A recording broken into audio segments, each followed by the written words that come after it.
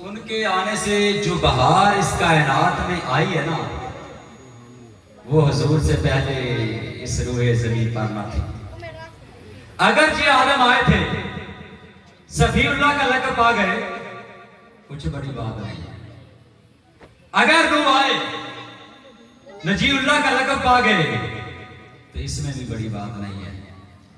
جناب عیسیٰ آئے، روح اللہ کا لقب پایا، بڑی بات ہے، پر محمد کے مقابلے میں کچھ بات نہیں ہے۔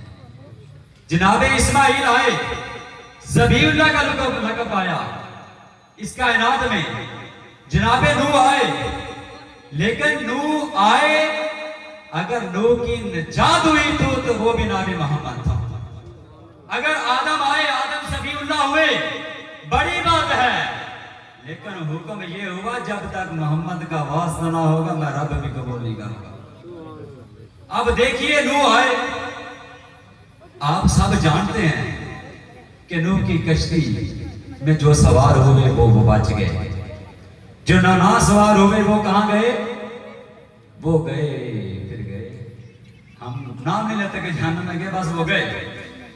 اب دیکھیے جناب نوح کہ اگر کشتی میں جو سوار ہوئے وہ بچ کیسے گئے، وجہ کیا ہے؟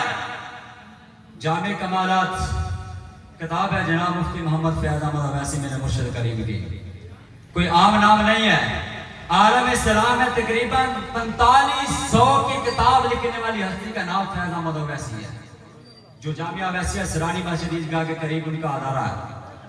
عام میں جامع کمالات کتاب لکھی ہے حضور صلی اللہ علیہ وسلم کی کمالات کے اوپر، وہاں لکھتے ہیں کہ جو نوح کی کشتی میں سوار ہوئے بچ گئے، وجہ کیا ہے؟ نوح کو